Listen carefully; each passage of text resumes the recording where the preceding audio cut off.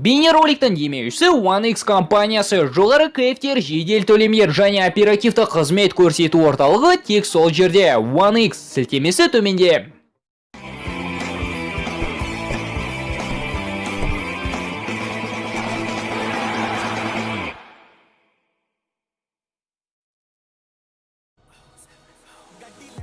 Өткен бейнероликтердің комментарийінде тіркелуші аудиториямыздың көпшілігі кім мықты айдарында Испания футболының нағыз таланттары Марко Асенсио мен Исконы салыстыруымызды өтінген еді. Ал бізге сіздердің өтініштеріңіз талқыға салынбайтын бұйрық тәрізді.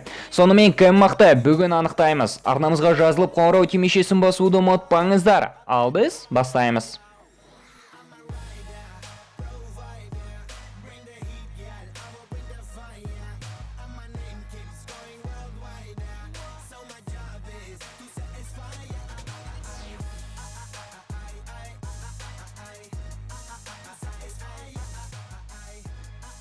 Иско Асенсиодан 4 жасқа үлкен, сондықтан статистиканы соңғы 5 жылдан ғана аламыз. Клубтық деңгейде Аларкон соңғы 5 маусымда Мадридтік Реал жейдесіне 202 ойын өткізіп 37 гол соқты. Марко Асенсио болса 208 ойын өткізіп, тура солай 37 голдың авторы атанды. Иско 6 ойын кем өткізгендіктен алғашқы пайдалады.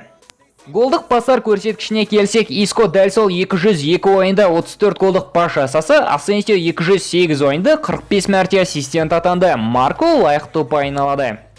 Ұлттық құраманың бірінші командасына екеуі де 2015 жылдан бастап ілікті, сондықтан статистиканы да дәл сол кезден бастап есептейміз.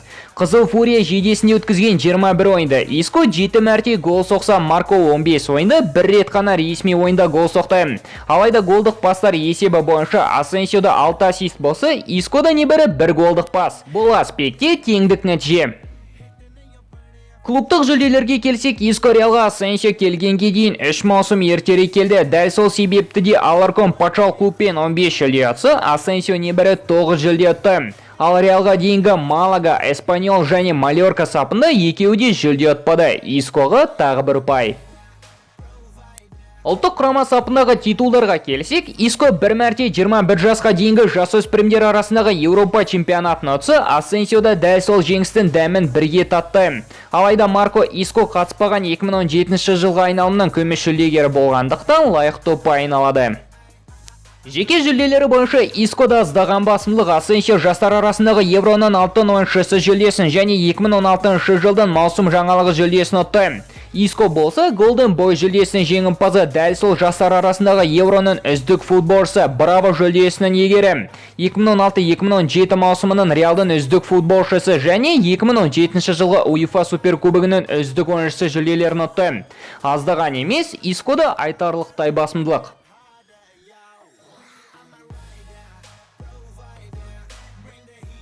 Дриблингке келсек, бұл категорияда сөзсіз Иско жеңімпаз. Аларкон әр ойында 2-6 рет қарсыласы сәтті алдап өтсе, Марко 2-3 мәрте сәтті өтеді. Искоға тағы бір ұпай. Екеуі де шабуылдаушы плеймейкерлер болса да, қорғанысқа өте жиі көмектеседі. Десе де Маркода аздаған басымдылық. Асенсио орташа есеппен әр ойында 1-9 мәрте допты сәтті тартып алса, Иско 1-5 рет сәтті алады. Есеп 4-4, екеуі де осалдық танытар емес.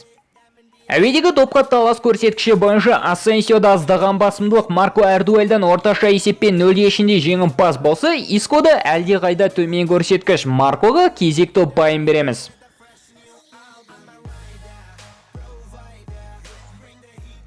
Танымал Трансфермаркт порталы Исконы 40 миллион евроға бағалап отырса, Марко Асенсионың құны 32 миллион. Бәлкім бұл регресс өткен жаздалған ауыр жарақатына байланысты болар. Есеп тағы да теңесті.